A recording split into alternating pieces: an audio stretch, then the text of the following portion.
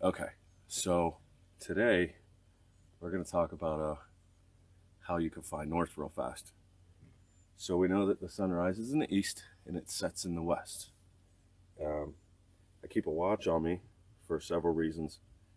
Yeah, I'm not going to get into it, but what I don't like about a compass is if this is a compass and I have something metal near it.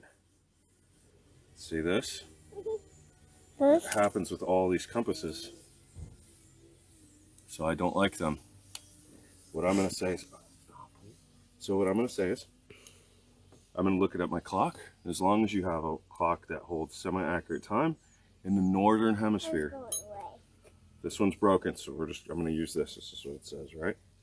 If I point the hour hand, the shorthand, at the sun, about halfway between the hour hand and 12 is south. Just like that.